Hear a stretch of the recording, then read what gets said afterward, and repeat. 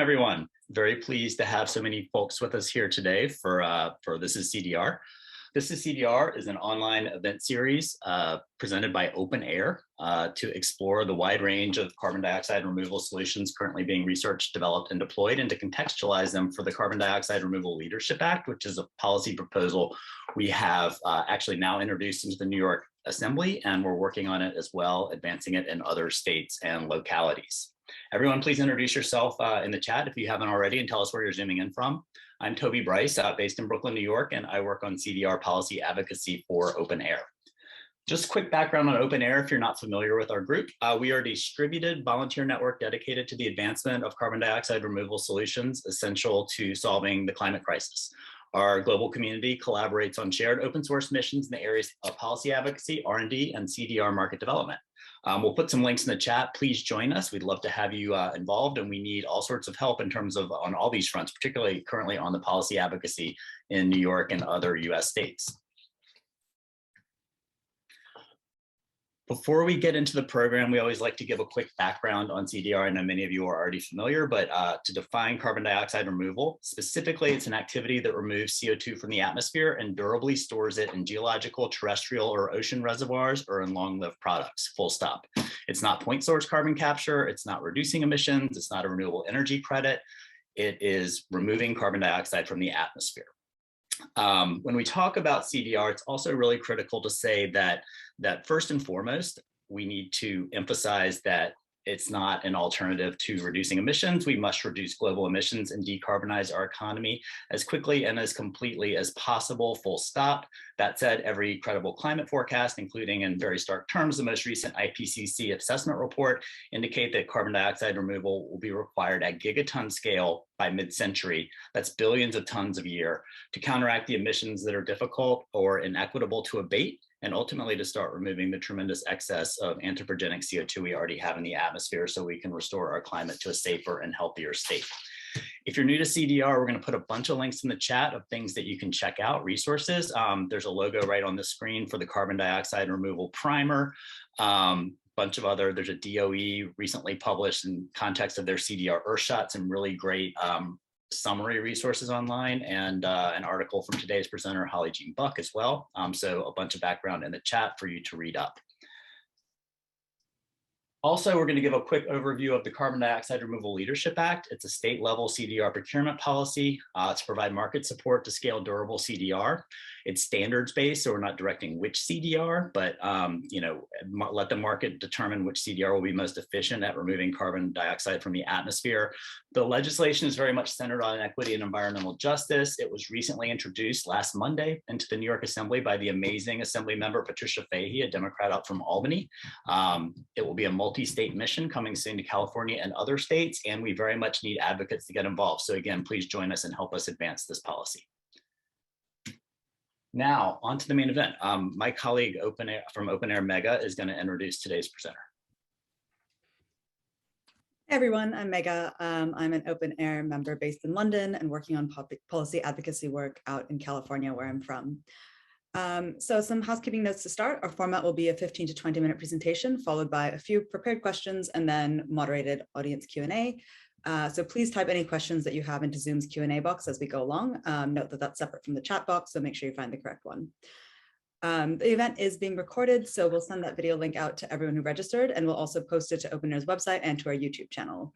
We'll also be live tweeting today's event, so Tina will put the Twitter link in the chat, and please follow along with that. If you tweet, the event hashtag is #This Is CDR.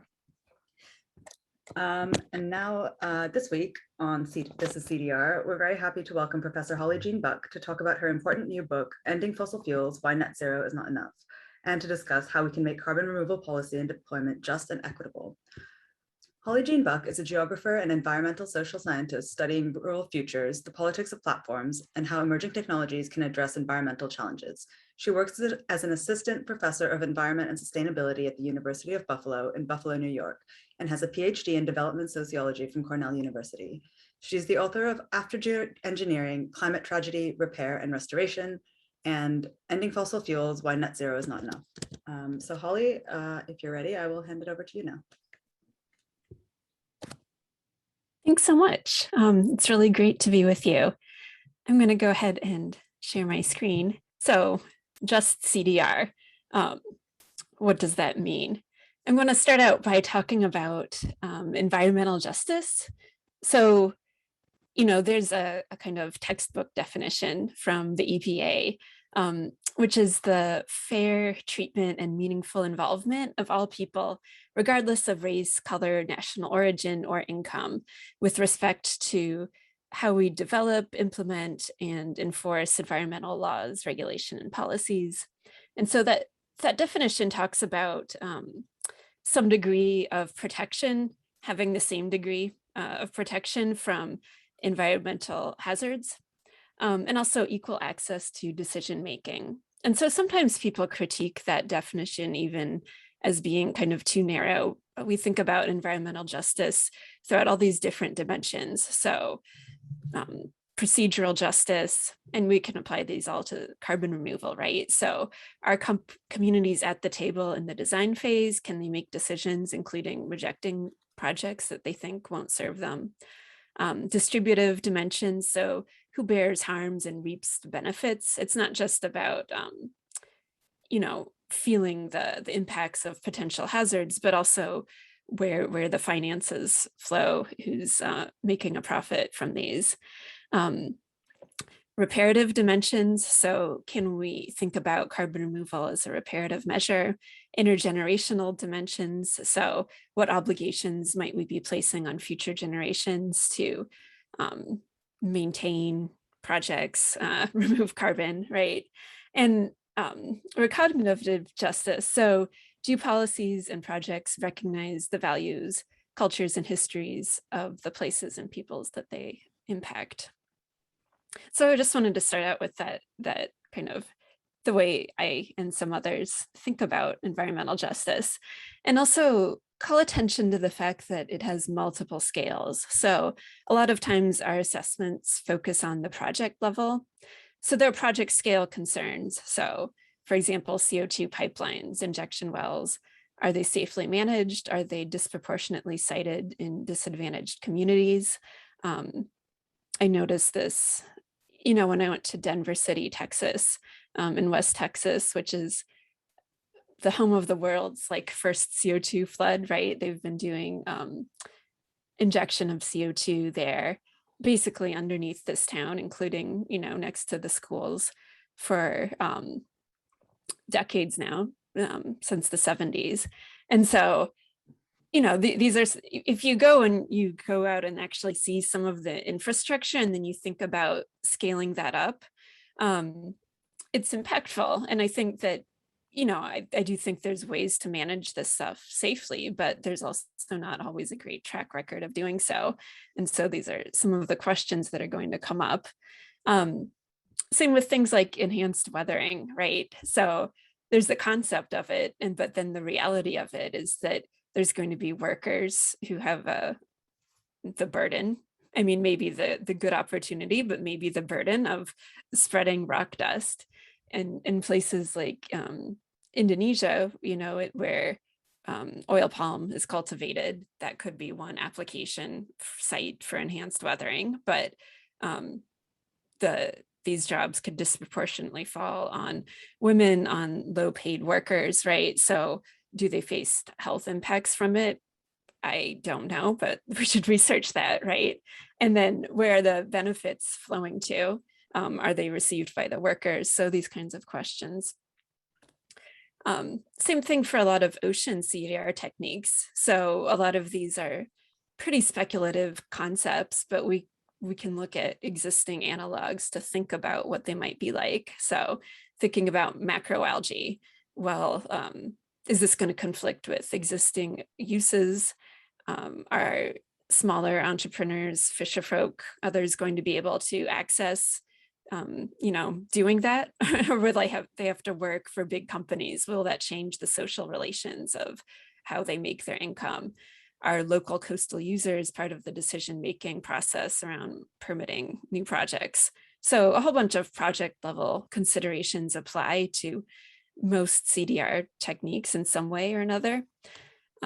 But then there's a lot of cross-scalar concerns too. So We can think, for example, about countries that plan to source offsets or removals from outside their borders. Countries are starting to think more about where they will procure or generate carbon removals because they're in the process of making these long-term strategies. They can be submitted to the UNFCCC. And so these would go out to, say, 2050 about, really trying to pin down the route to net zero. And so there's 50 of those that have been submitted. And myself and my research assistant have been reviewing them. Many of these are relying really heavily just on land sinks, but some of them are saying, okay, we need to look at international offsets like Australia's plan. And so what do those relationships look like from, a fossil fuel producing country, a rich country like Australia, who's trying to set up, regional carbon markets? How is that going to be set up so it's fair and equitable so that countries that may be generating removals receive benefits from them? Or are those communities going to suffer harms from being carbon sinks for wealthier countries? So, then there's this global scale question of, does carbon removal allow the continued production of fossil fuels?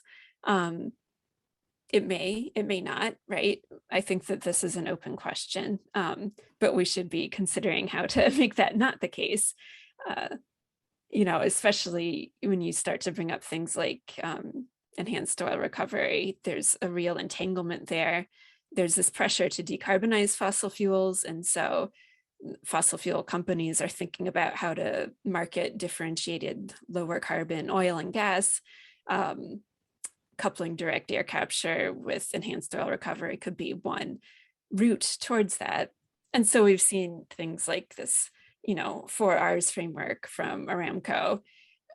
There's ways in which I think this framework could be promising, but it's obviously problematic at the same time. It reads as greenwashing to many people.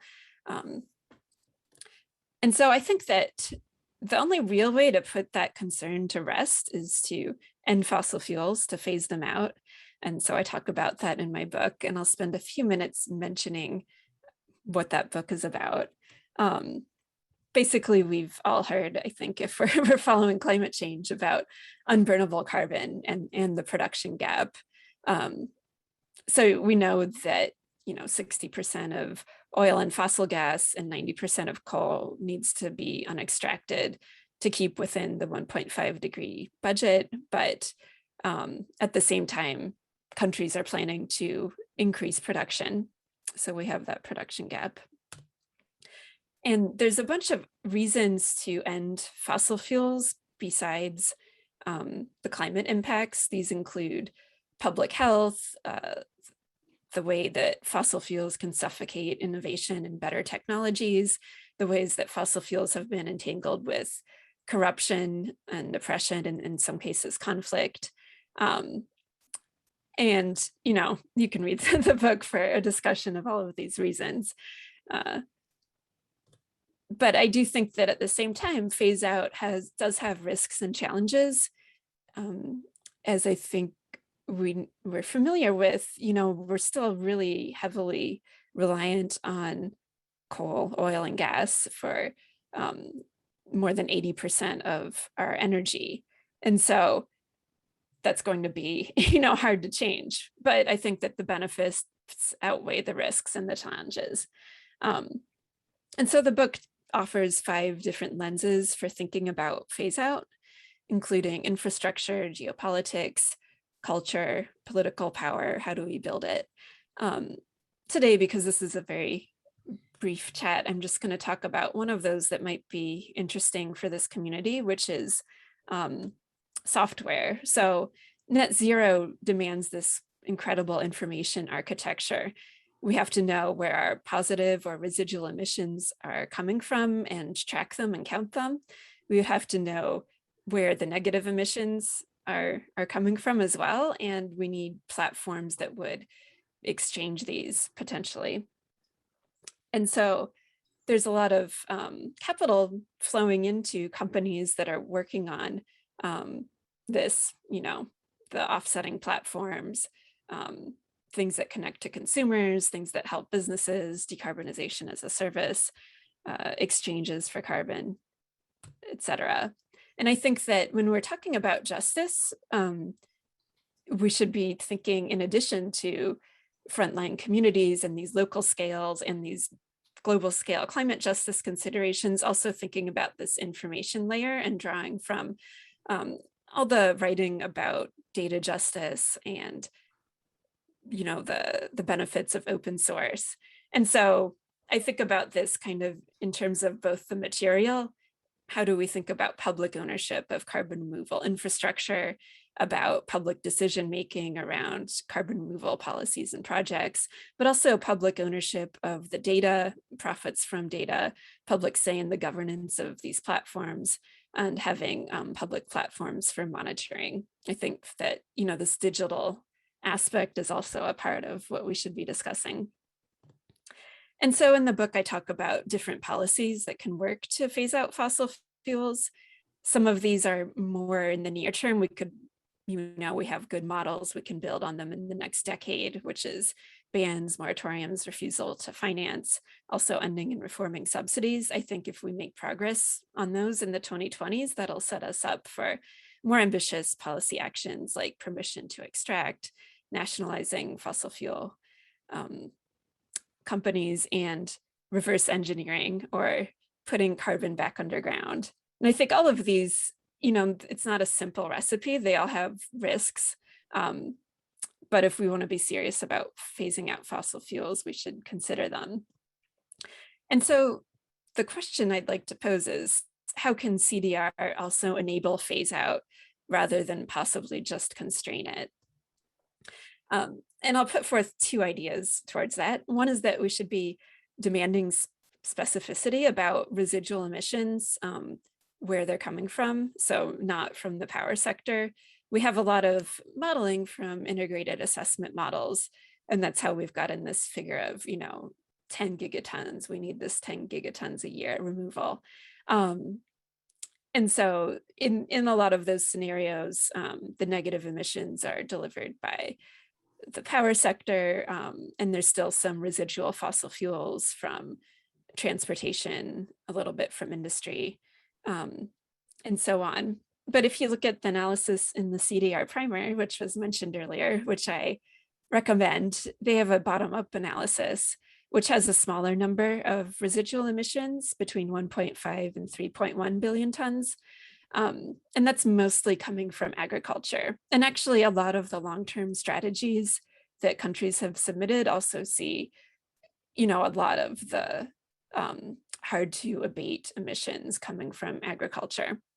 So I think we can be more explicit about that in the future of the power sector, and that can put more pressure on fossil fuel companies.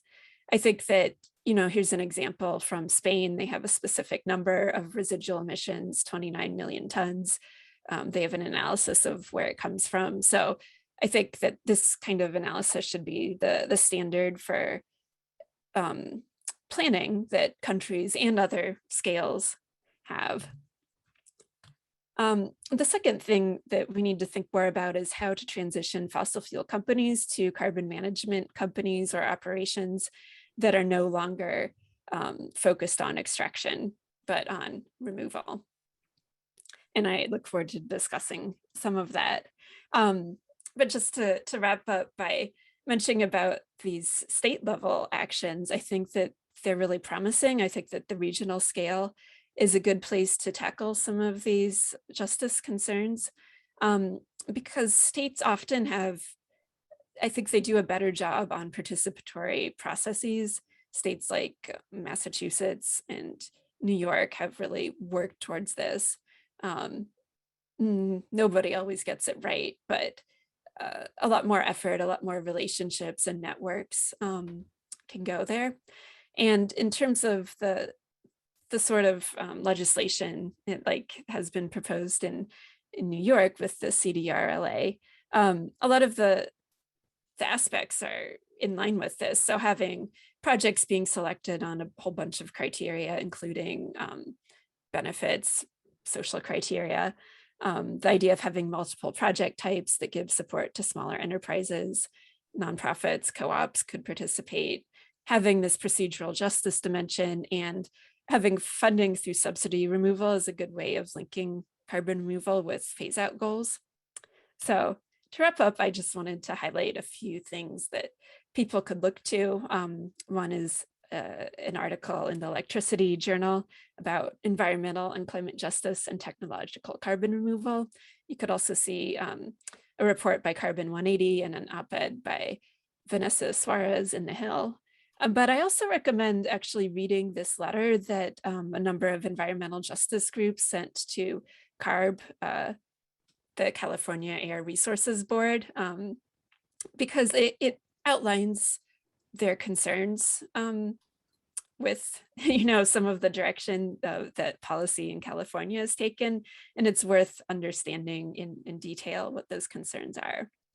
So thanks so much. I look forward to our discussion. Thank you, Holly. That was fantastic. Really, so much to dig into. Before we kind of get into the specific subject matter, can you talk a little bit about how you came to this personally? Because I think a lot of folks in our audience are looking to find ways to contribute to resolving or helping with the climate crisis. And so can you talk about how you kind of your intellectual and professional journey, how you came maybe initially to climate and then specifically carbon removal, like what the process was and the kind of mileposts? Well, honestly, I came to carbon removal after attending the UN Climate Summit in Copenhagen when I was in graduate school, and just going to side events around both carbon removal and solar geoengineering and being very alarmed, and also going, seeing the state of the negotiations. It seemed like it was falling short of what was needed. So, and that there also wasn't a lot of discussion of the social dimensions. We had a lot of reports that came out in the early 2010s that looked at technical potentials. So I saw that there was a need for more discussion of the social dimensions and just kind of followed that line of inquiry. Got it. Yeah, I mean, it remains a gap, but I feel like the presentation that you just made really addresses a lot of the points. One thing, and this is a little bit of an audible, but I think that you'll be able to handle it very well. Can you just recap for the audience? I think it's really interesting. So you get like these 10 gigaton per year removal numbers by mid-century and IPCC and other reports. And then the CDR primer, which takes what you call the bottoms up approach, gets to, I believe it's 1 to 3.5 gigatons by mid-century, which, I mean, whichever number is correct, it's so far from where we are now that it kind of doesn't affect what we need to do this decade. But can you talk of just like explain the difference between the methodologies that get to the bottoms up versus top down to the different numbers? So I think that's really important.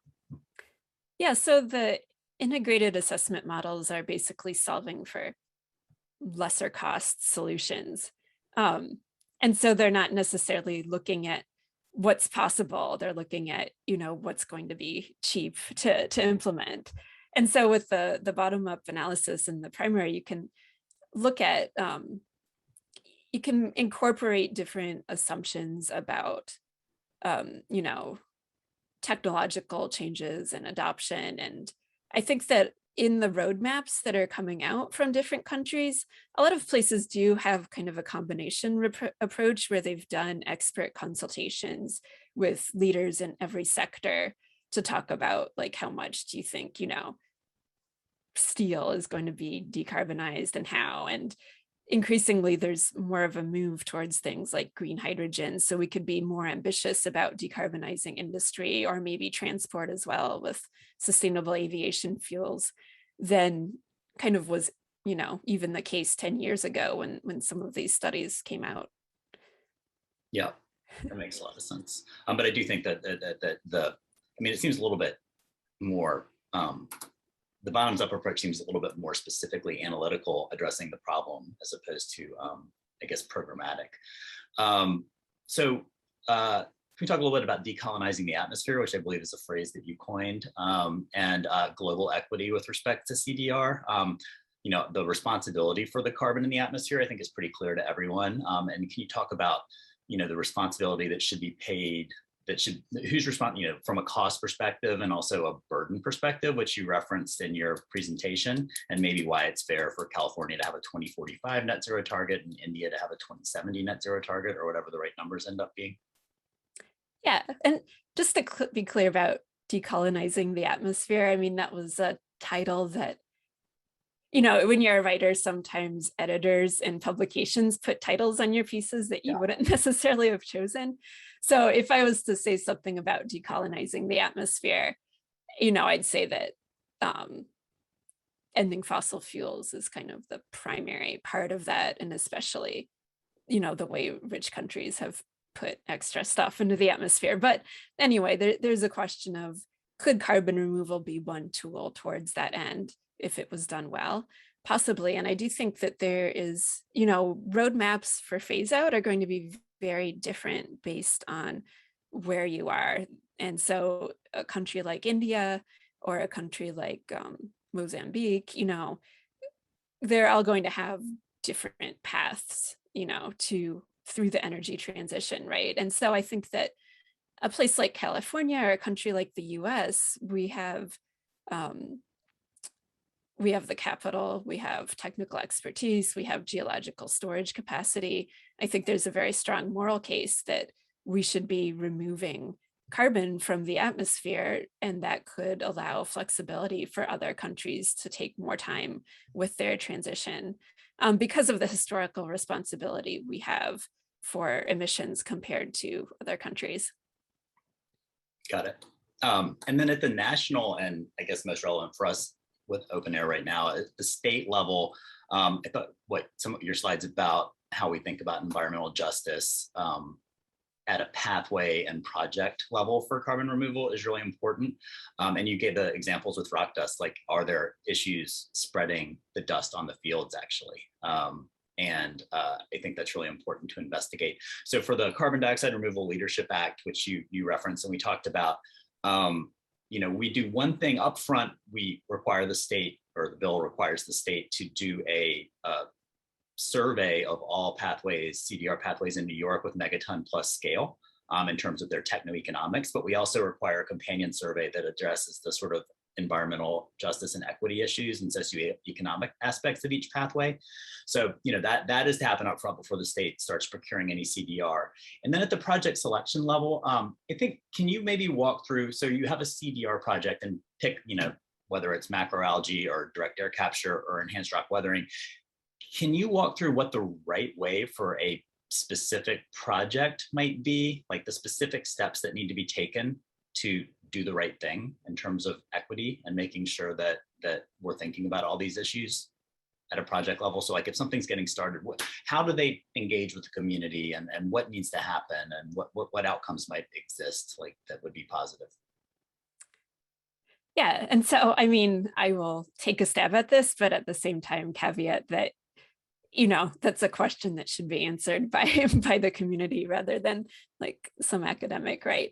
I think that this is actually, it's not something that applies only to CDR projects. I think that we can learn from renewable projects as well as other sorts of industries, right? There's a lot of, discussion in mining, for example, or other types of extractive things. And so we have some basis of like what to do, what not to do around community engagement. I don't think that very much of this is unique to CDR. I think that, engaging in the very earliest stages before even a particular site has been identified, I think that, this could be a very long answer. Yeah, I'm sorry. No, I just don't want to ramble. It's just hard. I think that, I guess where I'm coming from is, I think that, there are bad actors out there, but I think there are a lot of, in the CDR sector specifically, people want to do the right thing. I think it's just not always clear what the right thing is and how to go about it. And but I think your point, going to the communities up front and asking them, is probably a pretty good place to start. One last question from Open Air before we get to the mini audience questions that are rolling in, and everyone please keep them coming. Those are always the best part, besides the presentation. Holly, I want to ask you about a paper that I think came out pretty recently called Mining the Air, Political Ecologies of the Circular Carbon Economy. And again, this is kind of a catchphrase, and I'll let you expand upon it, but you mentioned the idea of a double unseeing that I thought was really perceptive and I think instructive too, as we kind of think about it and break it down. Can you talk about what you meant by that and maybe an example of how you've seen it apply in practice? Yeah, so I mean, that was referring to how experts and climate professionals and, developers are seeing kind of one thing and communities on the ground might be seeing the other. And we're both like not seeing where we meet in terms of climate professionals might be seeing the climate math. They're looking at the numbers, they're looking at, what we need, but not seeing things from the standpoint of the people who would live in the places where this infrastructure is developed. At the same time, the people in these communities, they're often they haven't heard about the climate math. They don't understand all the trade-offs in the energy transition or necessarily why it might need to happen, at a quick speed. And there's just so much that, we're not in dialogue about. So I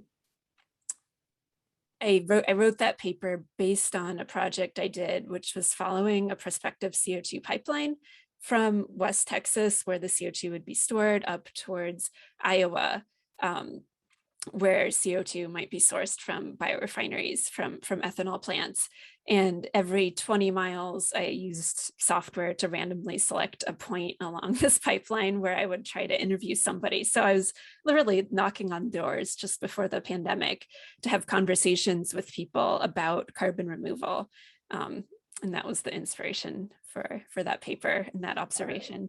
And was there any, in that process, or were there good things specific at the project level? Were there specific good things that happened to address this double unseeing, or there were specific bad things that you noticed? Just like some example or two.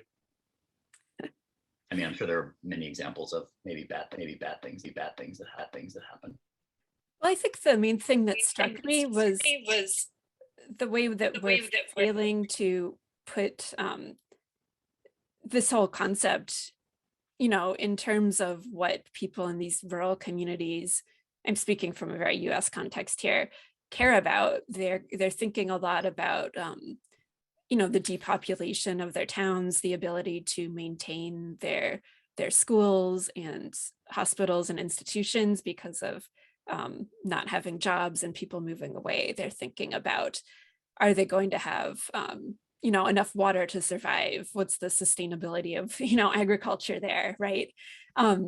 And so I think that there's a huge opportunity here to articulate carbon removal in terms of possible benefits for these communities that we're not really taking advantage of. Got it. That's great. Great answer. Thank you. Megha, are you there? And do you want to move to the audience questions? Hey, sure. Yeah, we have quite a few. So I'll try to get through as many as possible. So a couple of questions we had related to this idea of hard to eliminate or hard to abate emissions. So I'm just going to read two of them out, which I think are relatively related. The first one says, hard to eliminate seems like a complex classification. I work for a startup which is developing carbon neutral gasoline, and our take is that the electrification won't get us to net zero to zero transportation emissions, and that carbon neutral gasoline is needed. In a sense, all current fossil fuels use is hard to eliminate. So what's your take on how realistic, optimistic, or conservative the hard to eliminate classification is? And another one similarly sort of asked about whether it's really worth having hard to eliminate or hard to abate sectors, or whether really, there are so many solutions out there that it's just a question of willpower and effort that goes into this. So how do you think about this classification of hard to abate or hard to eliminate? I mean, I think as a sociologist, I think it's kind of an evolving norm. I think that groups like the Science Based Targets Initiative are actively working right now to kind of define that in a more technical sense, which I think is very helpful. I think that the IPCC is moving towards kind of a discussion of hard to transition rather than hard to abate, which seems like a pretty, nuanced difference. But and I do think that it's challenging in terms of, all of this is challenging in terms of thinking about democracy and how publics appraise the trade-offs. So that's very vague, but I'll probably come back to it in one of the other answers. Okay, makes sense. Another question we had was just about the idea of DAC companies currently relying on oil and gas companies for injection and storage. I know you mentioned enhanced oil recovery as well. So how do you think about this in the long term? Are you nervous about the fact that that's kind of where they've relied on so far, or in the longer term, do you think that's not going to be an issue? I mean, I think it delegitimizes the whole enterprise of carbon removal. Yeah. And I'm very concerned about that. That's the short answer. Yeah. And I mean, how do you think we sort of get away from that, both in terms of the way people think about it, but also, I guess, more logistically, like getting DAC companies to not rely so much on oil and gas? Yeah, I mean, if you see what California tried to do in their recent legislative attempt, and Emily Pontecorvo from GRIST wrote a great article about this, they tried to stipulate, the exclusion of enhanced oil recovery. And on one hand, the oil industry was like, this isn't good. And on the other hand, environmental justice groups also didn't like it, right? So I think it's challenging, but I think that their approach was actually the right one in terms of just excluding it from their policy. Yeah. Yeah. Okay. So I guess just policy having a role to play in that will be important. I mean, I think that's really interesting because I feel like a lot of environmental justice groups did sort of oppose it, even though EOR was carved out from that legislation, right? And I always wonder what we can do as advocates and policymakers to sort of appease those fears and actually build in the right protections to make sure that those things don't happen, and that EJ groups actually can get on board with the kind of legislation that has that built into it. I think this is the question. I don't think there's an easy answer, but I think, having an openness and friendliness is like, I think it works. I think it goes a long way. So I've had some constructive conversations, but I think we just have to keep having them. Yeah, I guess, yeah, it's not like an immediate fix, definitely. We also had a question, I guess, sort of on the other side of the spectrum about the reaction from the right on these types of issues. So the question is, will an emphasis on outlawing fossil fuels cause a backlash by conservatives? And how do we balance the demand reduction and negative incentives in fossil fuel production? Yeah, I think it'll cause a huge backlash if it's not done in a planned way. And it's very hard to call for a phase out of fossil fuels during an energy crisis and inflation and all the rest, right? But I think what we're seeing right now is what an unmanaged decline looks like. And actually it provides, I think, more inspiration for why we need to plan and manage this transition far better than we have. But, we've seen in Europe and other places strong popular backlash against policy that isn't well thought out. Yeah, yep, makes sense. Going back to the question on oil and gas, actually, someone had an interesting question, which was, you mentioned that it sort of delegitimizes the operation to feed into the oil and gas industry and to participate in things like EOR. But someone asked, can that kind of funding from the oil and gas industry represent a kind of reparation, or is there no real way to do that kind of cleanly? And is it just going to continue to perpetuate fossil fuel technology and cause continued problems if we link the two in any way? I mean, practically speaking, I don't think,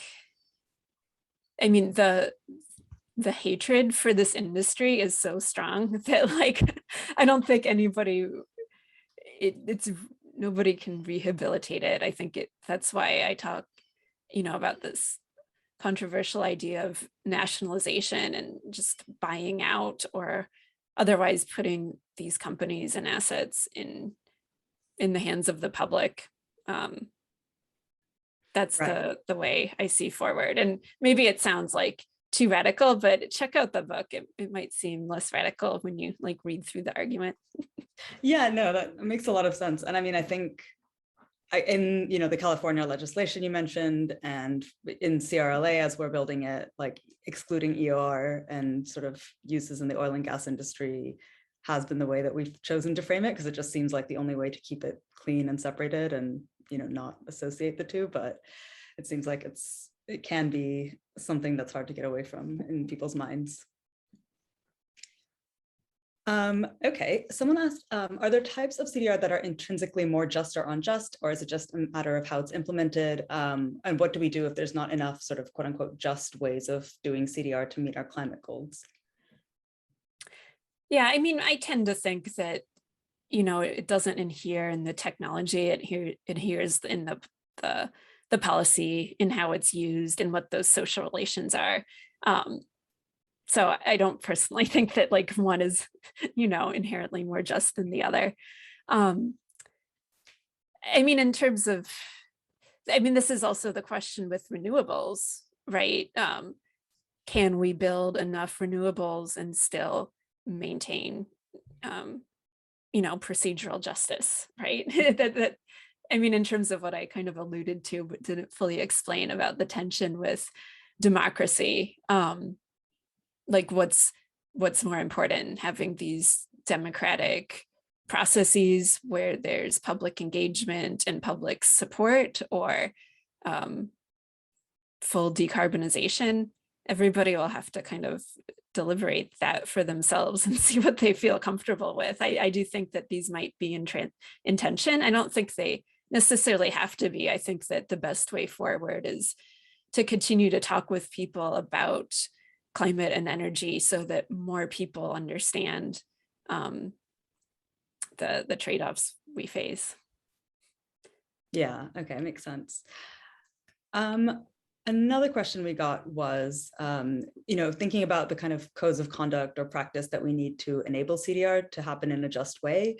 Where do you see as the right place to start developing this? Is it like academics, people like you? Is it NGOs, the government? Where does that kind of start from?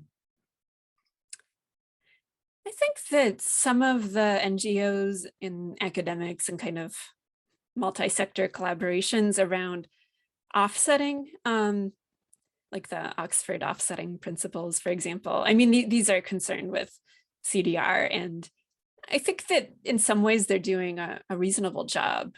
I mean, they've laid out good principles, but then it's up to policy to figure out how to operationalize them. So coming back to kind of state level policy, I think that's, I think you guys are outlining it with your work on the CDR LA.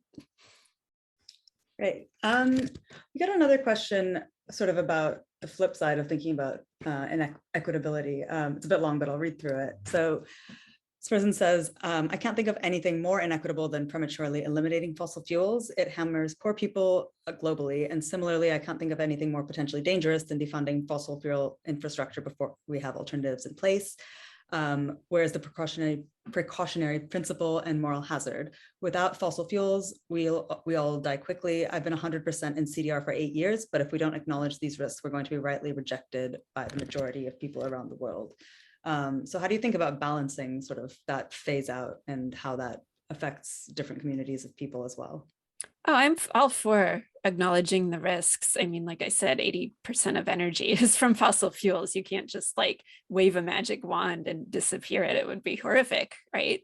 The reason my book is focused on ending fossil fuels is just because we have a lot of good resources for thinking about scaling up new stuff, right? I think we know the path ahead, whether you read Speed and Scale or you look at here in the US, I'm a fan of the Net Zero America report out of Princeton University, because it's like 300+ page slide deck that shows like, okay, here's what we need to do.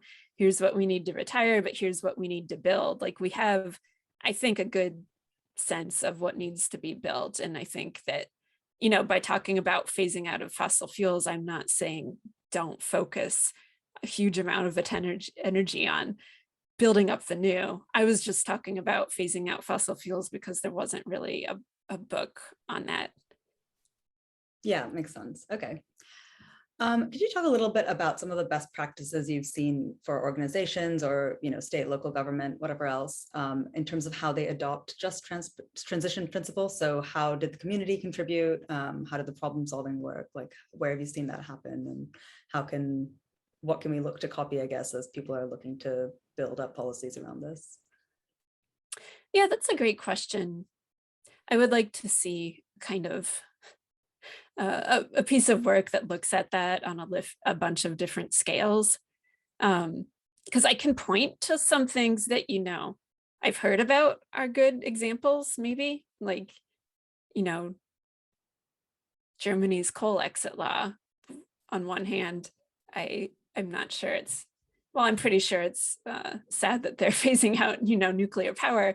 But I do think it's impressive that they have this plan for phasing out coal that's very specific and detailed. Probably there's good critiques of it too, but, it's out there. I think in Western New York, where I live, there was a phase out of a coal plant in Tonawanda, and there was a process by which a bunch of community stakeholders came together and outlined, how that could go. And there's a fund from New York State that supported that transition and is there to support other places that have assets that are retired. So I can't point to like the best example, but there's definitely, we've done some of this so far. It's early days, but there's some stuff to build on. Got it. This question is about about DAC, but the question is with some skepticism about DAC's near-term scalability and cost, which I think, EJ groups have called a distraction and sort of said it's a techno fix that won't work and all these things that kind of come up in the opposition that you hear about it. How can we make the carbon removal conversation a bit more inclusive about other pathways beyond just DAC, and make that part of the discussion that we have in terms of environmental justice and sort of open it up beyond just that one thing that seems to get most of the attention? I guess it depends on where you're standing, because since I've been working on ocean CDR, I haven't, had the perception that DAC is what people are focused on, but maybe in the business community, I think that one advantage something like DAC is always going to have is going to be in terms of monitoring and verification. It's just so much easier to know how much carbon is being removed than these open systems like enhanced weathering or some of the ocean approaches. So you could say, well, one way is to focus more on the monitoring and verification of all these other techniques, and maybe that will level the playing field. Okay, yeah, makes sense.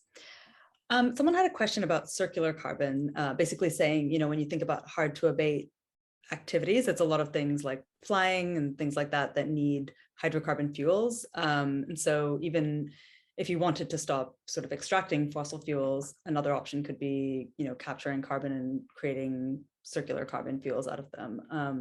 Do you see that as part of sort of accelerating this process, or how do you think about those solutions? Yeah, I think it's really promising if you think in terms of what should happen to the petrochemicals industry, which is a whole other thing that should be more in this book that's not really. But, what does this real circular economy look like if we stop extracting for fossil fuels? Will companies pivot more to petrochemicals? A lot of them are planning to. Then are we awash in plastic? Well, we have to fix the plastic problem. So, thinking about both biomaterials and recycling CO2, I think those are really promising. Okay, great. Another question we got was, are there any elements of social justice that are unique to climate projects, and what are they in your experience? mean, I'm not sure they're unique, but for me, the climate aspect is just this kind of cross-scalar aspect, thinking about global dimensions, but project level at the same time. I think it's more pronounced to me in climate than in some other fields, perhaps. Okay. We had a question about sort of co-benefits. So when we think about these types of projects that remove carbon, are there co-benefits that they can have to local communities? And if so, how can we make sure that those are built in and those communities get to capture those co-benefits that we can produce? Yeah, I think that we need to do a better job of analyzing this, particularly for things like adaptation.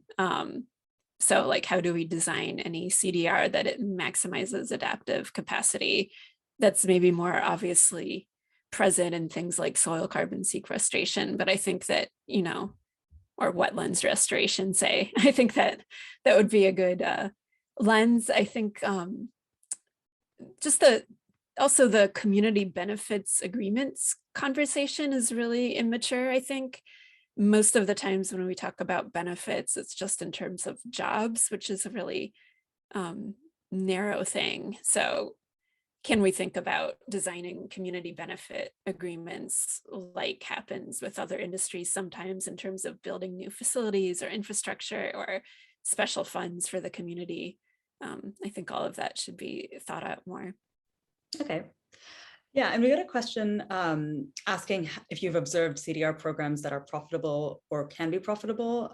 So is this going to work under sort of free market capitalism as it stands, or will it have to be a government or a state that contracts out to CDR companies to make this work happen? How do you see that evolving? I mean, I'm basically think that, it's unlikely that there will be a high justice component without the public sector guiding it. But this is part of why I like the model in the CDR LA, right? Because there's some assessment and some incorporation of that. Yeah, okay, great. Well, glad to hear that you're supportive of the way we set that up.